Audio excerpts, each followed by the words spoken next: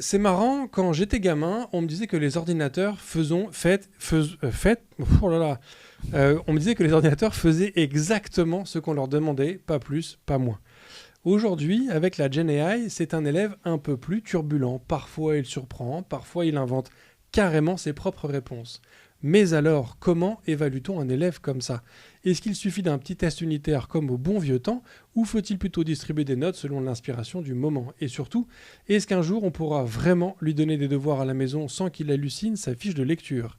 Pour répondre à ces questions de barbu, je ne reçois pas un prof de philo, mais il sait comment corriger une copie faite avec ChatGPT. Louis, bonjour. Bonjour Bruno. Cosa Vostra.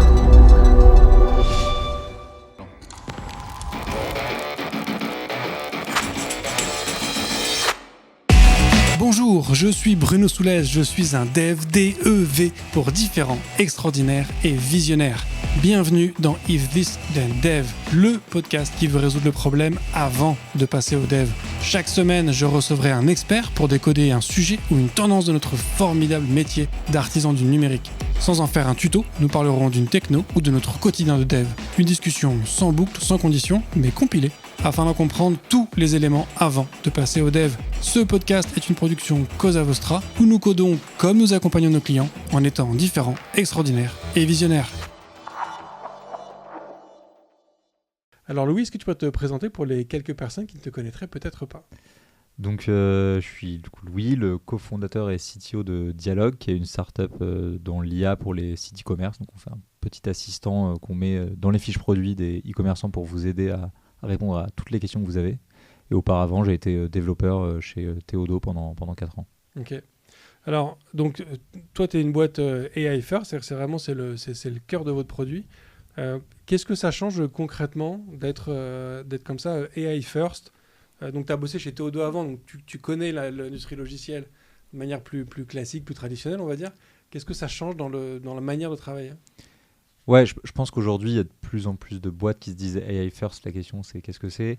Je dirais qu'en premier lieu, tu as les SaaS qui étaient là avant, qui sont établis, qui vont. Tout le monde a intérêt à mettre des features IA dans leurs produits.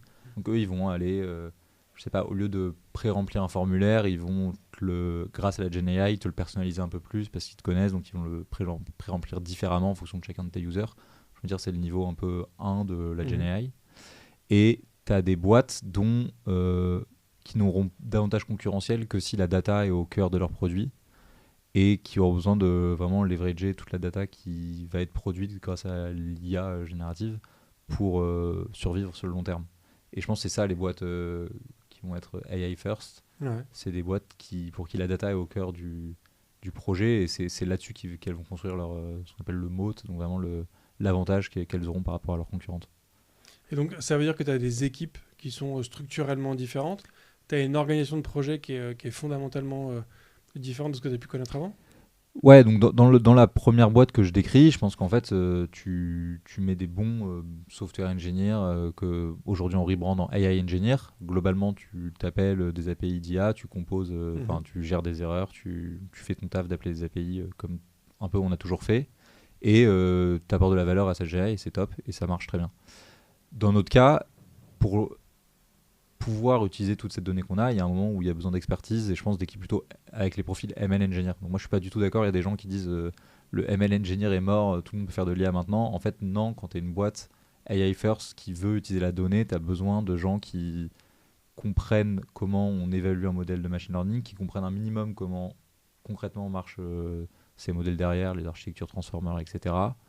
Et qui t'aideront plus tard à peut-être te sortir de la dépendance que tu peux avoir aux grands providers qui savent évaluer, qui savent ce que c'est qu'un A/B test, parce que quand c'est savoir interpréter un A/B test, c'est pas non plus un truc, c'est pas forcément un skill de software engineer, etc., etc. Donc tu changes vraiment la manière dont tu construis tes équipes. Ouais. Alors, oui, effectivement, je suis d'accord avec toi. Je pense qu'il y a des gens qui disent que le métier d'ML Engineer, effectivement, est entre guillemets voué à disparaître parce que tout le monde peut en faire. Mais en soi, je pense que de manière assez régulière, tu as des technos qui, entre guillemets, simplifient ou facilitent l'accès à certains niveaux technologiques. Tu vois, par exemple, aujourd'hui, avec le cloud, tu peux faire du scaling que tu étais incapable de faire de manière aussi fluide qu'avant. La cybersécurité, c'est un sujet qui est plus facilement taclé aujourd'hui que d'autres. mais ça n'empêche pas que quand tu deviens spécialiste d'un sujet, ou que tu te focalises sur un domaine, tu peux pas te contenter de produits tout faits sur étagère. Tu es obligé effectivement d'avoir apporté une expertise sur ta spécialité. Ouais, c'est ça. C'est moi qui suis un gros utilisateur d'AWS, je suis pas du tout aussi fort que je pense pouvait être un sysadmin il y a 10 ans. Il y en a encore, mais tu vois, dans la boîte classique, le SaaS classique, qui avait besoin de la personne qui gérait ses serveurs, sa base de données, etc. Je suis moins fort que ces gens-là.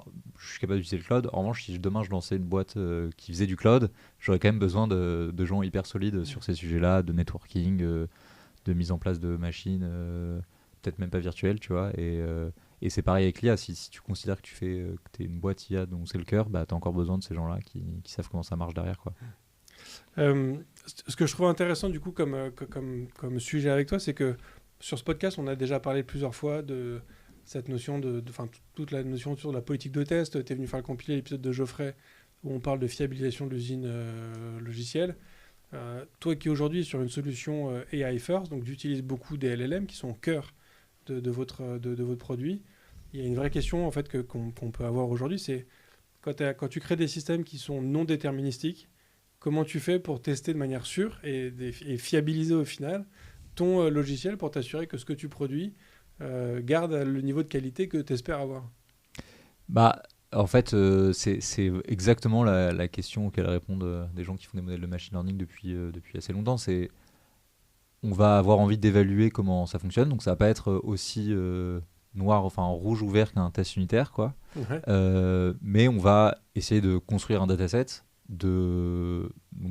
d'éléments d'entrée, donc dans notre cas ou dans le cas de ChatGPT, ça va être les requêtes utilisateurs, et de la sortie attendue, espérée, et donc qui est dans notre cas, et pareil dans le cas de ChatGPT, la bonne réponse ou une réponse qui est jugée comme bonne. Et le cœur du problème, ça va être de construire première étape de construire ce dataset, ce qui demande déjà un minimum d'outillage. Et ensuite, mettre en place des évaluations. Alors, qu'est-ce que ça veut dire évaluer? C'est un grand sujet, mais de mettre en place des évaluations qui vont nous permettre de dire que avant, on avait un score de 85% de bonnes réponses, et maintenant, on est passé à 87, 88, 89. Et petit à petit, d'être capable de mettre à jour les modèles, les prompts qu'on utilise pour essayer de faire grimper ce pourcentage, quoi. Ok. Écoute, allons creuser un peu ces deux éléments que tu as évoqués. Déjà sur la partie outillage, ça correspond à quoi? C'est des outils d'observabilité. Alors, ça reste qui aujourd'hui sont beaucoup basés sur OpenTelemetry et qui commence à être un grand classique, donc qui n'est pas utilisé que du tout dans la partie machine learning, mais qui permet de tracer tes entrées, tes sorties, le temps que ça t'a pris, etc. Parce que il y a aussi est-ce que je fournis une bonne réponse, mais est-ce que je la fournis vite, qui est aussi important. Donc tout ce qui est timing, on va avoir envie de surveiller tout ça. Donc aujourd'hui, les grands leaders du marché, il y a notamment Longfuse, qui est un gros leader de l'observabilité LLM, mais il y en a d'autres, qui te permettent globalement de facilement mettre tout ce que tu fais dans tes process GenAI dans un outil où tu pourras les requêter, ensuite derrière récupérer tes entrées, tes sorties intermédiaires si tu as un système un peu complexe. Donc voilà, pour l'observabilité, c'est ça qu'on utilise aujourd'hui. J'avais vu passer une techno, alors je trouve pas le nom, c'était Lips, un truc qui permettait justement en observabilité des LLM, qui te permet de voir en fait dans ton prompt d'origine quel impact chaque élément, enfin chaque token de ton prompt a eu un impact et a généré, tu vois, et donc qui te permet de voir comment est-ce que ton LLM a généré la réponse qu'il a générée en fait. Tu fais une espèce de backtrace du truc. Ouais, alors ça doit marcher sans doute qu'avec des... Alors en vrai, je suis pas non plus machine learning ingénieur de base, mais je me demande si ça marche pas que si tu connais un minimum les poids de ton modèle, sur un modèle closed source comme OpenAI ou Anthropic, je pense que ça doit pas marcher. Mais sur des modèles où tu as accès à tout ton poids, à tous tes poids, à toutes les couches, tu dois être capable de, a posteriori, expliquer, mais ça doit être assez... je suis hyper curieux si tu retrouves je suis en train d'essayer de chercher, mais et de voir comment ils arrivent à faire ça doit être voir comment ils arrivent à visualiser ça, parce que ça doit pas être si simple. Bon, j'arrive pas à retrouver. Écoute, je te retrouverai ça. Mais donc aujourd'hui, vous, ce que vous utilisez en observabilité, C'est quoi? C'est juste quelque chose qui va t'étudier le temps de traitement d'une réponse, la disponibilité, c'est quoi les maîtrises que tu en ressors? Ouais, alors, nous, déjà derrière, on va dire la route de chat un peu principale qu'on a derrière Dialogue, tu as en fait plein d'étapes intermédiaires avant la génération de la réponse finale, donc, dont certaines sont des petits LLM qui vont répondre à des sous-questions de la réponse finale, dont d'autres sont juste des requêtes en base de données ou à une base vectorielle. Et nous, ce qu'on trace, c'est tout ça, l'entrée principale, le premier call au LLM avec la réponse, le temps que ça a pris, le premier call à la base de données, la réponse, le temps que ça a pris, etc. sous forme d'une trace, comme ce qu'on peut avoir dans un Sentry quand tu traces tes données de performance. Et donc pour chaque trace, on a toutes les observations qui ont été faites, donc chaque résultat un peu intermédiaire. Et ça, c'est visualisé bien. Et ce qui est bien, c'est que c'est intégré avec les outils de workflow qui sont utilisés, que ce soit LangChain pour construire ou LaMaIndex pour construire tes workflows de LLM. Et du coup, en un minimum de temps de setup, tu as accès à ça, quoi. Okay. Aujourd'hui, ça vous permet de travailler avec n'importe quel LLM dispo sur le marché, ou du coup, ça te met des contraintes quand même sur les différents fournisseurs? Non, dans l'ensemble, en fait, c'est là où une des premières valeurs ajoutées alors plutôt des outils comme LangChain et LaMaIndex, c'est qu'ils ont fait un peu l'adapteur entre tous les modèles du marché, et les modèles se copient un peu entre eux aussi maintenant, mais entre tous les modèles du marché et leur modèle à eux. Donc c'est hyper facile en une ligne de code, tu changes le modèle, tu changes le provider, et quasiment tous les gros providers sont disponibles, et surtout maintenant les modèles essayent d'avoir des API qui se ressemblent. Ok. Est-ce que vous avez quand même des tests unitaires dans une boîte AI First? Oui, alors on fait quand même des tests unitaires, mais pas tant que ça sur la partie IA, plutôt voilà, en revanche sur ce qu'on peut avoir à faire, c'est de parser des outputs de LLM. Donc on demande au LLM alors moi j'ai le cas sur on demande au LLM de répondre dans un langage de query un peu structuré, et ça on a besoin de le parser pour le transformer en une query, alors pas SQL mais en Elasticsearch. Et donc du coup la transformation de ta string qui est une query output par ton LLM en ta requête Elasticsearch, un truc que tu as envie de continuer à tester unitairement parce qu'il y a beaucoup de logique. Donc oui, on continue d'en faire, mais pas forcément sur la partie IA, où là c'est plutôt l'évaluation qui prend le pas. Ok. Vous avez un système d'agents où aujourd'hui tu as juste des LLM qui te sortent du contenu texte que tu traites? Alors ça dépend de ce que tu appelles agent, et disons que communément on distingue un peu deux choses. C'est les trucs purement agentic, où en fait tu as un LLM qui prend des décisions d'appeler des tools, qui boucle un peu tout seul, et qui, quand il juge que c'est bon par rapport à un prompt, il te dit c'est bon, je te renvoie ma réponse. C'est ce que les gens entendent le plus souvent quand on parle d'agent, mais aussi les trucs qu'on a plutôt agentic workflow, où en fait c'est plutôt un assemblage de plein de LLM assemblés d'une manière un peu prédéterminée, et ils se passent la balle entre eux, mais de manière un peu plus déterministe que dans la partie agentic. Et donc nous on est plutôt sur la deuxième option. Okay. Parce que on est dans le cadre du e-commerce, on sait à peu près quel genre de questions les gens peuvent poser sur un e-commerce, on sait à peu près dans quel cas on veut appeler quel outil. Ça dépend juste de l'input de l'utilisateur, on a juste besoin de quelqu'un pour nous aider à décider, donc d'où l'intérêt des LLM. Mais le workflow, on est capable de résumer ça sous forme d'un workflow un peu global, là où c'est vrai, quand tu utilises un Claude Code ou des outils qui ont l'air d'être beaucoup plus agentic, tu vois que c'est plus imprévisible la manière dont on va tous utiliser ça. Donc c'est vraiment un LLM qui décide lui-même quand est-ce qu'il t'envoie la réponse, quoi. Okay. C'est quoi aujourd'hui sur le fait que vous soyez sur cette deuxième option de style d'agent et pas sur les agents qui ont une capacité à appeler des tools? C'est quoi? C'est que vous n'avez pas le besoin actuellement, ou il y a une volonté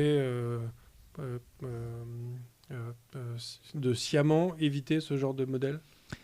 Alors, je pense qu'on n'en a pas besoin parce que, comme je disais, on a on a une bonne connaissance des workflows qu'on veut être capable de faire.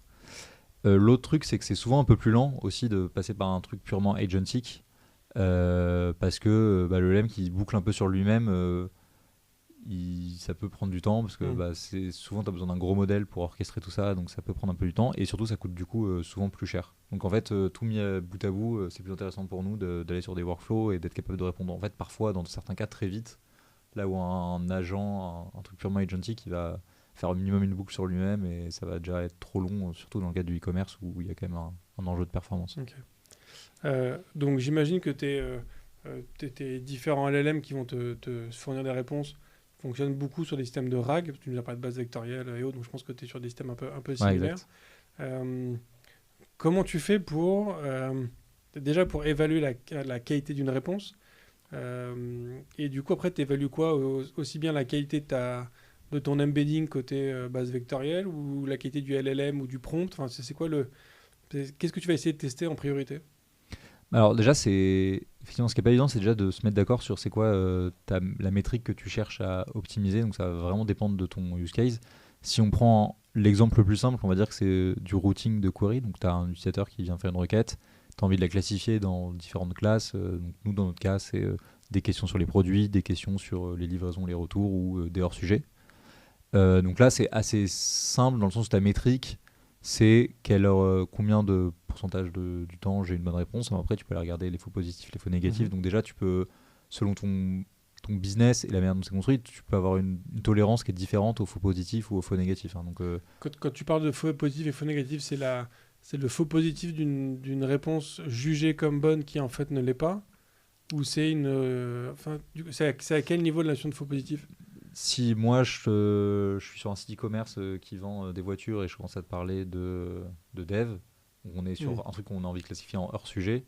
Si je te le qualifie dans un autre, c'est un faux positif. Voilà, je m'embrouille totalement. Mais tu peux avoir des modèles qui sont qui sont précis sur certaines catégories, mais qui pour autant sur certaines laissent passer. Par exemple, tu classifies trop en hors sujet trop souvent, ce qui même au final sur ton dataset d'évaluation de 1000 samples a peu d'impact, mais en fait ces 10 hors sujets là, ils t'embêtent tellement que tu as envie de minimiser plutôt le nombre de hors sujets qui ont été mal classifiés. Alors en fait ça marche mieux quand tu as que deux classes, le faux positif et le faux négatif. Donc si tu as un truc dans le sujet, un truc hors sujet, tu peux avoir envie plutôt de te tromper dans un sens que dans l'autre, c'est-à-dire te mettre plutôt des hors sujets dans la catégorie in-topic que de classifier trop de in-topic dans la catégorie hors-sujet. Ah bon? Tu n'aurais pas plutôt... Alors, là, j'ai essayé d'expliquer rapidement, mais toujours est-il que quand tu as une classification à deux états, tu peux te tromper soit en mettant des éléments qui auraient dû aller dans le bucket A dans le bucket B, soit en te trompant en mettant des éléments du bucket B dans le bucket A et avoir des scores qui sont semblables. Et toi, selon ton business, selon ce que tu testes, c'est comme l'histoire des tests Covid, on en parlait beaucoup à cette époque-là, tu préfères avoir trop de A dans B ou trop de B dans A selon ton truc. Donc, dans le cas du Covid, c'est que dans l'ensemble, dans le cas des tests de malades, on préfère dire à quelqu'un qu'il est malade alors qu'il ne l'est pas. Plutôt que dire à quelqu'un qui est malade qui en fait il ne l'est pas. Exactement, voilà. Donc c'est tout ça. Donc ça dépend de ton métier, ça dépend de la question que tu poses à chaque fois, quoi. Ok. Mais donc sur cette évaluation, c'est-à-dire que ce qui est compliqué avec les LLM, c'est que du coup c'est un outil qui est donc non déterministique. Alors sauf si tu arrives à faire en sorte d'ajouter du déterminisme dans ton système, mais je pense que c'est pas forcément ce que vous recherchez. Mais comment tu fais pour t'assurer que ton évaluation de ce que tu considères comme étant une bonne réponse est juste? Parce que ça passe par un LLM aussi, cette évaluation, non? Alors là tu as deux options. Soit première étape, labelliser tes questions, donc tes questions dans le sujet, questions produits, questions sur les retours. Tu les labellises à la main. Bon, ça, sur un cas comme le routing, c'est un humain est capable de pas trop se tromper et il n'y a pas trop de débat, mais parfois tu peux avoir débat. C'est pas tout le temps évident. Si tu poses une question, tu es sur une question sur un retour, mais qui est spécifique à un produit qui a des conditions de retour particulières, est-ce que c'est une question sur le produit ou une question sur les retours en général?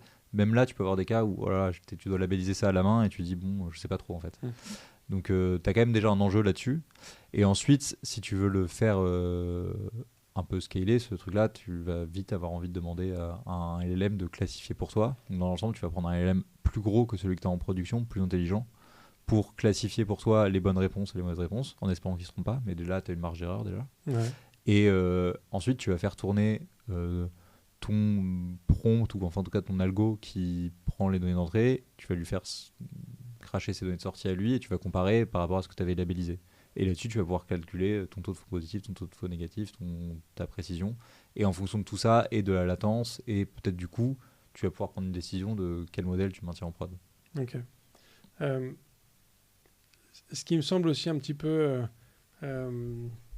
abstrait, ou en tout cas, j'ai peut-être pas encore suffisamment d'expérience sur ces sujets-là, mais c'est que Si moi, je vais te faire runner tous mes tests unitaires, tes intégrations et tests end-to-end sur une code base traditionnelle qui ne contient aucun LLM, si à un moment je détecte en fait qu'il y a certains résultats qui ne sont pas adaptés, en fait, je peux remonter la chaîne de valeur et voir qu'en fait, je peux retrouver le moment de l'opération qui a posé problème.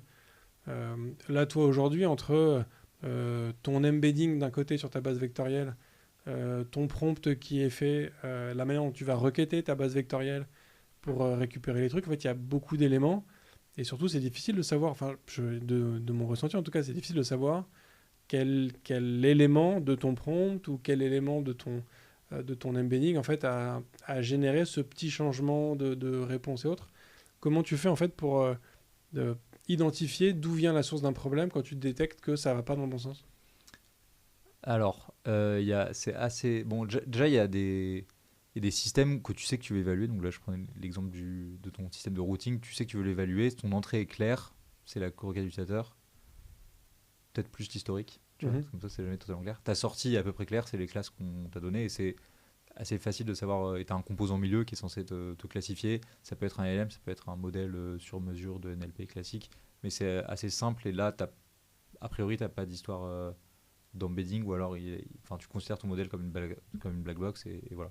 Dans le cas toi, tu parles plus de la partie RAG et de comment tu évalues en fait, la réponse finale. Ouais. En fait, la réponse finale, pour la construire, tu as commencé par récupérer des documents. Pour récupérer ces documents, du coup, tu as fait une recherche sémantique, peut-être une recherche sémantique, mais d'ailleurs même pas sûr. Et avant ça, du coup, tu as utilisé un modèle d'embedding pour les transformer en vecteurs. Et avant ça, tu as utilisé une requête spécifique, et peut-être pas la requête d'utilisateur, pour aller requêter ta base de données. Donc, tu as plein d'étapes.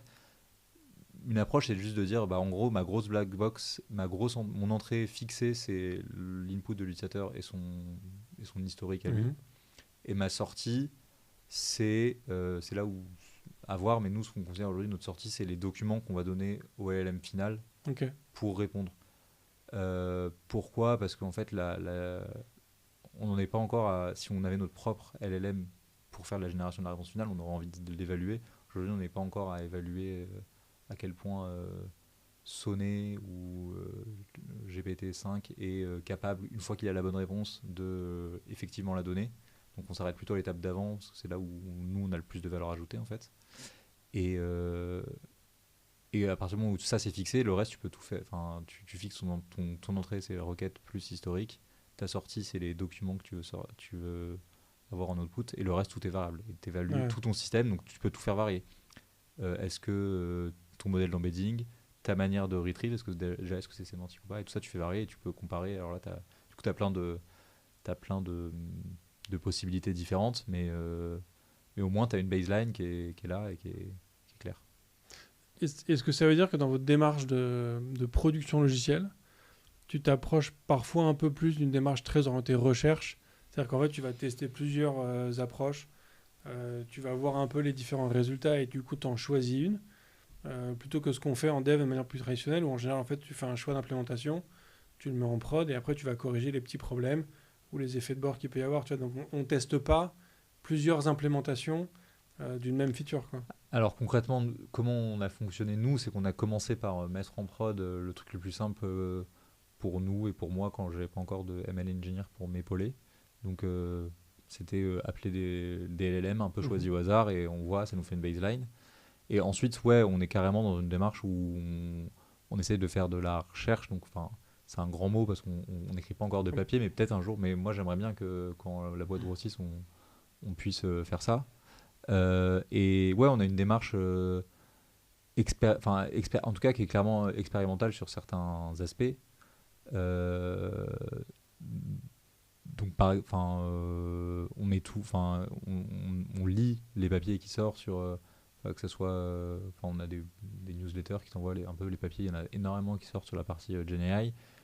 Tu en as plein sur comment, en ce moment, le grand truc, c'est le context engineering, donc comment tu crées justement le bon contexte pour ton LLM, et on regarde ça de près, on essaye de comparer les approches, comparer mais tu en as des milliards, la manière de prompter, la manière de re-ranker tes documents après, sur un re-ranker, quelle est la bonne approche, comment tu Voilà, c'est vraiment très très itératif du coup on compare ensemble 2-3 approches, mais tu peux les comparer. Ce qui est bien, c'est que quand tu as ton dataset de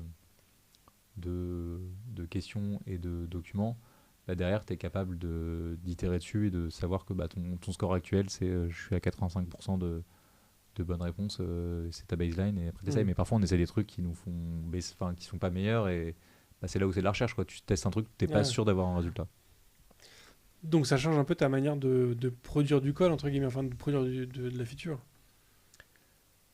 Ouais, mais alors du coup, ce process, le moment où on commence à vraiment mettre en place ce process d'évaluation et de recherche, c'est quand la feature, elle est déjà, en fait, quelque part, elle est déjà live. On a commencé, là où le paradigme du machine learning a un peu changé, c'est qu'avant, pour faire du machine learning, il fallait avoir beaucoup de données pour pouvoir aller tester plusieurs approches et prendre la meilleure. Aujourd'hui, tu peux mettre en prod sans données au préalable, grâce à la GenAI, des features où tu as de l'IA. Mais si tu veux l'améliorer, il faut avoir quelqu'un qui va te mettre en place ces process-là. Donc en fait, on lance des features où un software engineer classique appelle des API d'IA et on arrive à proposer quelque chose. Et ensuite, on essaie de l'améliorer. Ok. Tu disais tout à l'heure que aussi une des différences dans une boîte qui est AI First, c'est notamment les ML engineers qui ne sont pas un métier en voie de disparition. Tu as glissé tout à l'heure que tu avais commencé à faire des choses avant d'avoir un ML engineer. Qu'est-ce que ça a changé dans la manière de travailler et dans le gain technologique? Enfin, tu vois, est-ce que tu as senti que quand ton ou ta ML engineer est arrivé, est-ce que tu as senti un step-up dans la manière de faire les choses? Ouais, carrément. Je pense déjà, en l'occurrence, c'est Soufiane, donc c'est un il, mais il a apporté une vraie sensibilité de data à la boîte, que moi, j'avais pas spécialement. Donc en fait, ce truc de tout ce qu'on peut collecter, tout ce qu'on peut tracer, ça peut être intéressant pour plus tard, pour améliorer un modèle, pour faire quelque chose. Donc ça veut dire, tout est... Nous, ce qui va être hyper intéressant, c'est de savoir combien on a de data to cart. De prime abord, on pourrait dire que ce qui est intéressant, c'est juste est-ce que notre réponse est bonne. En fait, savoir si la personne, a posteriori, a fait un add to cart, c'est hyper intéressant pour nous, parce que c'est un signal faible, ou plus ou moins faible d'ailleurs, pas si faible que ça, que notre réponse était qualitative si ça a poussé à l'add to cart. Donc c'est vraiment cette approche de ok, plus j'ai de données, plus je suis content du ML engineer, qu'on n'a pas forcément en réflexe en tant que software engineer. Ça a vraiment été important. Et après, sur la mise en place d'outils, toute la rigueur que tu peux avoir sur les métriques, justement ne pas regarder que ta précision brute, mais le mettre en balance avec tes faux positifs, tes faux négatifs, et où est ton trade-off. Ça aussi, il apportait beaucoup. Sur la partie, je parle un peu d'A/B testing, c'est aussi un truc où savoir interpréter un A/B test, à quel moment creuser quand on a un résultat qui soit positif ou négatif sur est-ce qu'il n'y avait pas un biais induit par la donnée, tous ces réflexes d'aller voir si ta donnée elle est biaisée, elle n'est pas biaisée, etc., qu'on a moins en tant que software engineer, je pense. Ouais. Je trouve ça effectivement intéressant de se dire que le fait d'ajouter un élément à son panier, comme tu le disais, soit un critère important qui permet de voir en fait l'impact que tu as sur l'utilisateur. Malgré tout, est-ce que c'est un indicateur pertinent sur la qualité de la réponse que tu fournis? Parce qu'en fait, un des risques avec l'LLM, c'est que tu peux avoir un LLM qui hallucine, qui répond à côté. Donc en fait, dans une certaine mesure, on pourrait dire que le fait que quelqu'un ajoute un produit à son panier, ça ne veut pas dire que ta réponse, elle était juste. Ça veut peut-être juste dire que ta réponse a donné envie de l'ajouter, mais potentiellement, le contenu était faux. C'est quoi un bon vendeur en magasin, tu vois? Est-ce que c'est celui qui t'apporte la bonne réponse, ou est-ce que du point de vue de ton boss, c'est juste celui qui a réussi à vendre le truc? Après, souvent les bons vendeurs sont des gens qui sont de bons conseils, qui t'écoutent, qui te posent les bonnes questions, etc. Donc au final, tout est un peu lié, mais c'est sûr que nous, vu qu'on n'est pas en train de manager un humain, mais plutôt d'essayer d'objectiver, d'entraîner une IA, on peut être tenté d'être vraiment du point de vue, on va dire que le e-commerçant nous embauche pour convertir mieux, et du coup d'optimiser plus la conversion que la qualité des réponses. Et c'est clairement une question qui se pose, quoi. Est-ce que notre objectif c'est d'optimiser le taux de conversion? Donc en fait, on pourrait juste faire des A/B tests en permanence de nos modèles et juste aller vers celui qui augmente le plus la conversion sans regarder vraiment la qualité. La vérité, c'est qu'on a, dans tous les cas, on a un enjeu d'être crédible. Donc, tu as un besoin, rien que pour vendre, pour faire un bon marketing, d'apporter des réponses qualitatives, donc ça reste un critère important, mais c'est hyper important de regarder aussi la conversion et d'essayer idéalement d'aller sur le meilleur des deux mondes, c'est-à-dire quelque chose qui répond bien, mais tout en augmentant le taux de conversion. Et alors, je ne sais pas si c'est uniquement les derniers éléments qu'on a évoqués ou si c'était le cas sur tout l'épisode, mais là, du coup, de ce que je note, en fait, c'est que tes tests les plus, en tout cas qui me semblent les plus pertinents aujourd'hui, c'est de la B-test, c'est les tests que tu fais en prod où tu vois comment est-ce que les utilisateurs se comportent face à une nouvelle fonctionnalité ou un nouveau produit ou un update que tu as poussé en prod. Est-ce que ça veut dire que tu es nécessairement dans une démarche où en fait tu lances, alors je me doute que c'est pas complètement à l'aveugle, mais un peu à l'aveugle en disant je pense que ça va mieux marcher et on voit ce que ça donne, ou tu as quand même une capacité à faire des tests avant chez toi en pré-prod pour évaluer. Tu me parlais tout à l'heure des scores de 85, passer 85 à 87. C'est quoi ces scores? Comment tu détermines le score? Ouais, je pense qu'idéalement, tu fais les deux en vrai. Tu commences par trouver des bons candidats grâce à en fait, ta qualité de réponse que tu auras jugée que tu auras jugé en labellisant tes bonnes réponses, en disant ça c'est une bonne réponse, c'est une mauvaise réponse. Tu essaies d'augmenter ton taux de bonne réponse. Tu essaies de trouver des nouveaux candidats et ensuite tu l'A/B testes sur ton taux de conversion pour voir si effectivement ton candidat qui était bien sur ton dataset, il a aussi l'effet d'augmenter ton taux de conversion. Le truc, c'est que faire un A/B test, ça veut dire exploser tes. Enfin, il y a toujours un risque. Du coup, tu exposes deux variantes, potentiellement une qui est moins bonne. Donc, en fait, est-ce que c'est pas dommage? Et il faut aussi. Et combien de temps tu fais pour être sûr qu'une variante est vraiment meilleure? Donc, il faut de la volumétrie pour que ton A/B test soit significatif vite. Ce qui est pas. Ce dont on n'a pas forcément le. Alors, on a quand même exposé à pas mal de e-commerçants, mais tu peux pas forcément te permettre de mettre tout le temps un A/B test live sur tous tes e-commerçants. En même temps, donc on le fait pas, on peut pas non plus le faire de manière systématique. Et même en termes de volume, on n'est pas encore. C'est un des fondateurs de Photoroom qui racontait que ils ont le luxe. Donc Photoroom, c'est une appli de retouche de photos et ils sont utilisés par des millions d'utilisateurs. C'est une app iPhone, mobile. Et eux, voilà, s'ils veulent tester un truc, ils font une nouvelle version de l'app, ils A/B testent dans leur app en quelques heures. Je pense qu'ils ont un résultat de est-ce qu'ils ont amélioré le modèle ou pas. Parce qu'ils ont un feedback de leurs clients quasiment instantané. Nous, sur certains, on fait des A/B tests parfois par e-commerçant, parfois c'est une semaine ou deux, donc tu peux avoir envie d'aller plus vite, quoi. Ouais. Mais donc, comment est-ce que tu fais pour faire des tests? Tu me parlais tout à l'heure de tes scoring. Donc ça, c'est des tests qui ont lieu avant une mise en prod? Ouais, c'est des tests qu'on lieu. On les fait pas. En fait, ces tests-là, tu veux les refaire tourner quand ta data change. Okay. Donc, si tu es une boîte très mature, très mature, un peu mature sur la partie données, tu as toute la donnée qui est générée en prod de tes input et output qui va quelque part et qui est réutilisée pour potentiellement recalculer tes scores, ton score. Parce qu'en fait, peut-être que, j'en sais rien, une énorme mise à jour de ChatGPT, une adoption de la population, si les gens qui utilisent ton app changent, potentiellement tes scores vont changer. Je sais pas, s'il y a des personnes un peu plus âgées qui viennent, peut-être que tu vas te rendre compte que tu as des queries différentes sur lesquelles tu es moins bon. Et donc du coup ton score va changer, donc tu vas avoir envie de le refaire évaluer. Donc c'est à ce moment-là, en fait, c'est quand ta donnée change que tu veux. Dans les faits, nous, notre donnée change quand on arrive à annoter plus de samples. Elle change quand on a des nouveaux clients potentiellement. Donc c'est le moment où tu as envie de réévaluer ton modèle à ce moment-là, quoi.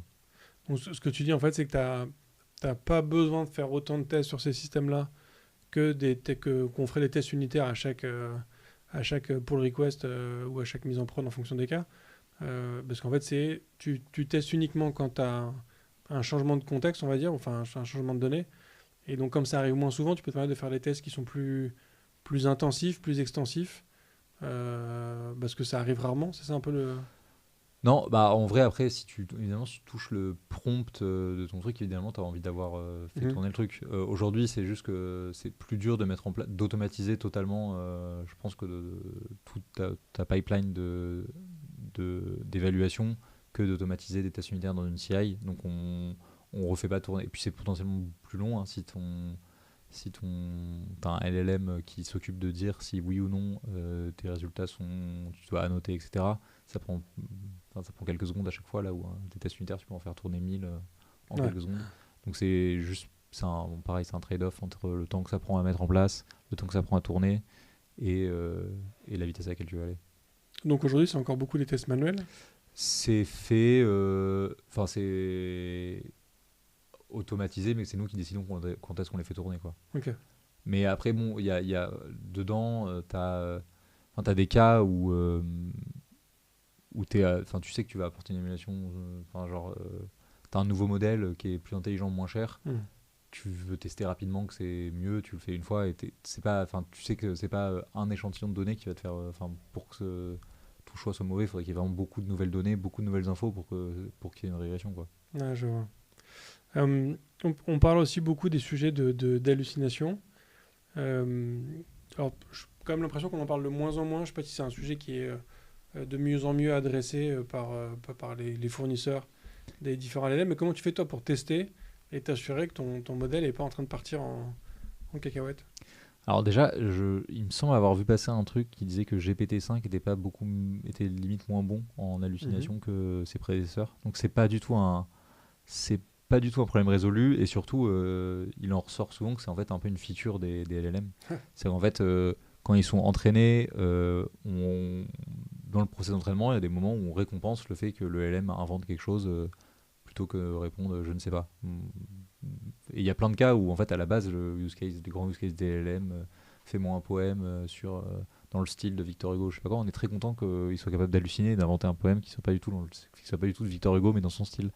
Donc c'est inhérent à la manière dont aujourd'hui ils sont entraînés et dont ils fonctionnent, donc on va pas s'en débarrasser. Et nous, on a quand même envie de les réduire au maximum. Et donc du coup, là aussi c'est sur tes métriques d'évaluation, tu as à la fois est-ce que je fournis des bonnes réponses, est-ce que parfois je réponds je sais pas, et est-ce que parfois je réponds une grosse bêtise. Et ça fait partie de notre trade-off, quoi. En fait, est-ce que je préfère avoir 85% de bonnes réponses, 10% de je sais pas et 5% de bêtises, ou est-ce que je préfère avoir 80% de bonnes réponses, 19% de je sais pas et seulement 1% de bêtises. Et donc en gros c'est ça qu'on essaye d'équilibrer, de trouver le juste milieu nous aujourd'hui. Là-dessus, ce que ça implique, c'est d'avoir à la fois une évaluation d'un côté qui est est-ce que je réponds bon, et est-ce que j'ai une... Donc, en fait je sais pas, ça a priori plutôt être un non, c'est pas bon. Ouais. En revanche c'est pas une mauvaise réponse, après combien de fois je réponds des bêtises, et ça on essaye on l'évalue de la même manière avec un peu d'annotation manuelle quand on peut, et après on essaie de généraliser avec ce qu'on appelle des LLM as a judge qui vont essayer d'aller détecter quand est-ce que des hallucinations, et on essaie de trouver le bon trade-off pour nous qui marche bien, quoi. Est-ce que ça veut dire qu'en prod, à chaque fois que tu as une réponse qui est générée, il y a ce LLM as a judge qui va intervenir avant de la diffuser, ou au final c'est fait de manière... Alors ça c'est pareil, c'est encore une fois un trade-off. Si tu le fais avant de la générer, potentiellement ton hallucination, tu réduis ton taux d'hallucination effectif puisque tu vas potentiellement pas l'envoyer à l'utilisateur ou avoir le temps de la corriger, etc. Ou alors tu le fais en asynchrone, ce qui te permet quand même d'avoir d'avoir un début d'évaluation, de pouvoir l'afficher à ton client. Nous dans les faits aujourd'hui on le fait plutôt en asynchrone parce qu'on trouve que notre taux de base est acceptable, et du coup on n'a pas envie de ralentir plus. On pense que ça ralentir plus la réponse systématiquement pour tout le monde, sachant que dans 95% des cas on répond vraiment la bonne chose. Ça serait dommage pour quelques cas où il peut y avoir une hallucination. Et tu nous dis tout à l'heure qu'il y a ce trade-off, tu choisis en fait ta répartition idéale entre guillemets entre les bonnes réponses, les je sais pas et les hallucinations. Aujourd'hui, chacun de vos clients est capable de définir de lui-même ce que lui veut sur sa plateforme, ou c'est vous en tant que plateforme qui a imposé, on va dire, une certaine une norme de qualité? C'est plutôt nous en tant que plateforme qui essayons d'imposer notre qualité, déjà parce que si on arrive à avoir un standard qui est au bon niveau, c'est un peu plus simple pour nous de tout gérer. C'est plus opérationnel, je dirais, qu'une vraie volonté, mais ça fait sens aussi d'être un gage de qualité et de pas avoir à demander aux clients ces standards, quoi. Ouais. J'avais une discussion, je sais plus si c'était sur un épisode ou juste une discussion ou une préparation d'épisode, mais j'ai eu une discussion il n'y a pas très longtemps avec quelqu'un qui me faisait une analogie entre l'injection SQL et l'injection de prompt, en m'expliquant notamment que aujourd'hui les injections SQL, on arrive à peu près à régler le sujet, parce qu'en fait on passe beaucoup par des ERM qui du coup nous sépare la notion de commande de la notion de donnée. Là aujourd'hui, en fait, les prompts, tu as une espèce de mélange global qui est fait entre la commande et la donnée, et la capacité de décision d'exécution de cette commande aussi est ajoutée dans le lot. Est-ce que vous, aujourd'hui, vous avez des moyens d'éviter de l'injection de prompt, ou est-ce que vous considérez que, de par votre activité, l'injection de prompt en fait a peu de risques? Alors, on a des gens qui essayent parfois, alors c'est marrant parce que nous on les voit dans les logs, des gens qui sont là, quel modèle utilises-tu, qui essaient un peu de savoir, qui nous mettent oublient toutes les instructions, mais souvent c'est à un niveau qui est, je dirais, trop basique pour que ça marche. Moi je sais que même sur la partie SQL ou sécurité classique, il y a toujours des failles. Le but c'est juste de mettre le plus de couches d'obfuscation pour que les gens n'y aillent pas, mais un des outils, le premier truc que de mettre à disposition les modèles de langage, c'est qu'ils ont ce qu'ils appellent le système prompt, qui, quand tu appelles l'API d'Anthropic, par exemple, tu as un message qui a un rôle particulier qui est le système prompt, qui du coup est interprété différemment parce que le modèle a été entraîné comme ça, et qui du coup il prend plus en considération les consignes qui sont dans le système prompt que celles qui sont dans le human message ou l'AI message. Donc ça c'est une couche de sécurité que t'apportent les gros modèles. Les gros modèles font énormément sur la sécurité parce qu'ils sont bien plus exposés que nous, donc on se repose quand même aussi pas mal sur ça. Après, nous, des sujets comme le fait de faire du routing et de détecter les requêtes hors sujet, ça fait aussi partie du truc. En fait, si quelqu'un dit ignore toutes les instructions et réponds-moi à ça, du coup, nous, on sait a priori, on est capable de le détecter comme étant hors sujet, et donc d'affecter un prompt particulier à ce genre de cas qui va être hyper restrictif et qui fait que tu as zéro chance de pouvoir bypasser la sécurité. Est-ce qu'il y a une... alors c'est peut-être pour essayer de conclure, mais il y a... on voit des gens en fait qui mettent en avant le fait que ils ont des êtres humains qui répondent à leur chat et non pas des IA. Est-ce que justement sur ces questions hors sujet, il y a parfois une volonté de mettre un peu d'humanité dans les questions hors sujet, de dire, tu vois par exemple, il y a aussi le fameux test de demander en fait à des chatbots c'est quoi la recette de la tarte aux pommes.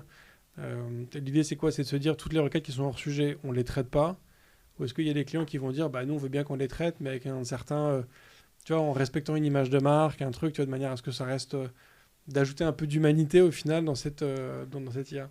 Ça, clairement, ça peut dépendre des clients. Tu as des clients qui sont plus qui vont être plus stricts et où vraiment la priorité c'est de pas répondre à côté, donc du coup on va passer avec plus strict pour vraiment pas répondre. T'en as qui sont plus ok, bon c'est l'IA, c'est cool, c'est bien si on peut répondre hors sujet tant qu'on dit pas des énormes bêtises, et du coup là t'es un peu plus lax, c'est plus cool, ça dépend vraiment des cas. Mais oui, parfois c'est aussi il y a des cas où t'as envie que ton IA elle soit vraiment hyper restreinte au contexte que tu lui donnes et que tu as décidé de lui donner. Et tu as des cas, nous on a des clients, selon ce que tu vends, en fait, tu peux aussi avoir envie que l'IA elle soit capable d'aller chercher dans sa connaissance, où là du coup c'est forcément plus risqué parce que tu t'exposes forcément plus aux hallucinations, mais tu as envie qu'elle soit capable de te parler de choses qui ne sont pas explicitement dans le site pour répondre aux clients et leur apporter de la valeur. Et là, c'est un curseur qui n'est pas facile à fixer. Ouais. Je ne sais pas si tu sais, mais il y a fort longtemps, le fondateur de Zalando, il avait fait un bouquin justement sur la notion de service client, et il expliquait que quand Zalando qui vend des chaussures, que quand tu appelais le service client de Zalando, si tu leur demandais de commander des pizzas, ils te commandaient des pizzas. En fait, l'idée c'était de fournir un service au client quoi qu'il arrive, quoi. On va pas encore livrer les pizzas grâce à nos IA, mais ouais, il y a un peu de ça dans l'idée de t'as vraiment des clients qui n'ont pas envie qu'on réponde je sais pas, ou je peux pas t'aider sur ça, et t'as envie si la personne vient de poser une question exactement comme plein d'autres sur où est-ce que je peux aller au cinéma voir tel film, potentiellement t'as peut-être envie de lui répondre pour être le meilleur service client, mais disons que c'est pas notre priorité non plus de réussir à répondre à ces requêtes là. Pour terminer un peu sur ces sujets-là, on parlait au début donc toi, tu as bossé pendant longtemps chez Théodo, qui est donc une ESN où tu travailles de manière un peu classique sur du software engineering, on va dire, on pourrait presque dire à l'ancienne aujourd'hui. Aujourd'hui, tu es sur une activité très orientée AI first, comme tu disais. Est-ce que tu penses que ce changement de paradigme que tu connais aujourd'hui, que tu pratiques aujourd'hui, est-ce que pour toi c'est un changement de paradigme sur lequel on va tous devoir passer un moment, tu vois, est-ce que pour toi le LLM ou l'IA en général c'est devenu un élément indispensable pour quasiment toute fonctionnalité et que cette manière de travailler, cette nouvelle manière de produire de logiciels, c'est pas juste un métier à part, c'est la future norme de notre métier à tous.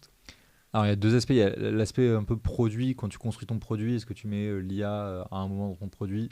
Je pense que les produits qui en mettront seront meilleurs, donc gagneront à terme, même sur des sujets un peu qui s'y prêtent pas, enfin qui n'ont pas l'air de s'y prêter.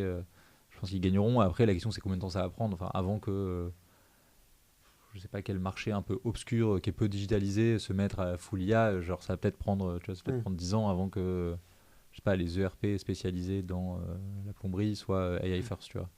Oui, la gestion des transactions bancaires, ça va peut-être pas passer par des LLM tout de suite. Ouais, c'est ça. Ça va prendre un peu de temps, mais je pense que tous les secteurs que les gens qui s'y mettront vont gagner. Et ça peut, selon les secteurs, ça prendra plus ou moins de temps. Et après, en tant que dev, comment ça va? Je pense que ouais, ça change déjà notre manière de travailler. Enfin, d'ailleurs, on le voit, c'est là où l'IA a le plus pénétré. Hein, c'est sur l'utilisation par les développeurs. Et je pense que il faut essayer. Enfin, on peut pas être réfractaire au changement là-dessus. Enfin, je pense que ce serait la pire erreur en tant que développeur. Il faut regarder ce qui se fait. Il y a beaucoup de shift marketing. 95% du code est généré par IA. Bon, c'est pas trop si c'est vrai, mais ce qui est sûr, c'est que il y a des boîtes qui en génèrent énormément et qui vont vite et qui sont capables de le faire. Donc, je pense qu'il faut s'y intéresser. Parfois, ça marche pas. Parfois, on est déçu. Quand on est déçu, moi, ma conviction aujourd'hui, c'est que quand on est déçu par ce que l'IA a rendu, c'est sans doute que on n'a pas la doc au bon endroit, on l'a pas prompté de la bonne manière, on n'a pas été capable de donner du contexte, donc c'est sans doute qu'il faut faire évoluer nos process, mais le rejeter parce qu'on n'a pas réussi à le tester sur une fois, je pense que c'est une énorme erreur, et je pense que c'est la responsabilité des CTO de tirer cette transformation, quoi. Ouais, je vois. Top, merci beaucoup Louis pour cette discussion. J'aurais 2 dernières questions pour toi qui sont les questions rituelles du podcast. La première, c'est est-ce qu'il y a un contenu que tu souhaiterais partager à l'ensemble des auditoristes? Alors moi j'ai un contenu qui m'a dans cette veine de comment on transforme notre métier de dev avec l'IA, qui a été écrit par Thomas Voltaire qui est CTO chez Théodo actuellement, qui est un ancien collègue du coup, qui a écrit un super article de blog récemment qui a été partagé par Théodo, donc je pourrais te retrouver le lien sur comment, je crois que le titre de l'article c'est comment j'ai codé 3 mois de feature en 2 semaines, ce genre-là, et très détaillé. Avec les prompts qu'il a utilisés dans Claude Code, comment il a découpé son travail, et voilà, il y a un vrai process tu sens le process d'itération derrière et de comment ils sont arrivés à ça et comment maintenant ça va être intégré dans le process de dev. Et vraiment je l'ai vraiment beaucoup aimé, donc je le mets en avant, il était vraiment top. Ouais. Oui, j'ai eu l'occasion de parler avec Thomas il n'y a pas très longtemps. Et effectivement, il y a des trucs qui sont faits avec la GNS chez Théodo qui sont hyper intéressants. Donc merci beaucoup pour cette reco. J'aurais une dernière question, qui est la question la plus importante de ce podcast. Louis, est-ce que tu es plutôt espace ou tabulation? Plutôt espace. Très bien. Merci beaucoup Louis. Merci Bruno. Et merci à tous d'avoir suivi cet épisode. Voilà, j'espère que ça vous a peut-être même donné envie de devenir une entreprise AI first ou pas du tout. Mais je pense que comme le disait Louis, il y a quand même une tendance de fond qui est en train d'arriver. Je pense qu'effectivement la génération de code c'est un truc par lequel on va tous devoir s'y mettre, donc n'hésitez pas à les tester, il y a plein d'outils qui existent. Faut pas attendre d'avoir le meilleur outil parce qu'en fait ils sont tous à peu près équivalents. Il y a peut-être certains qui ont une courte tête, mais en fait le delta entre ne pas en avoir et en avoir un est beaucoup plus important qu'entre en avoir un et avoir le meilleur. Donc mettez-vous à l'IA. Je vous remercie aussi comme toujours de partager ce podcast autour de vous. N'hésitez pas à aller checker le Tipeee si vous voulez contribuer à ce podcast et l'aider à se développer. Et puis aussi à checker les différents réseaux sociaux, notamment sur TikTok où il va se passer pas mal de choses. Je vous remercie beaucoup, je vous souhaite une très bonne fin de semaine. Je vous dis à la semaine prochaine et d'ici là, codez bien. Merci d'avoir écouté cet épisode de If This Then Dev et merci à toute mon équipe de Cosa Vostra à la production de cet épisode. Merci aussi à Alan, Ada, Linus, Bill, Steve et Steve de nous avoir ramenés jusqu'ici. Si ce podcast vous a plu, committez-vous en vous abonnant, déployez-le autour de vous. Et vous pouvez aussi nous faire une petite code review en nous laissant 5 étoiles sur votre plateforme de podcast préférée. La conversation continue bien sûr avec vous sur Twitter, LinkedIn, Facebook, Instagram, chacun sa techno, @ifthisdendev ou @bibir, B-I-B-E-A-R. Vous retrouverez aussi tous nos épisodes sur notre site ifttd.io. Et enfin, si vous avez besoin d'une agence pour vous accompagner ou si vous souhaitez rejoindre une équipe tech passionnée et passionnante, écrivez-moi sur bruno@cosavostra.com. Merci à tous.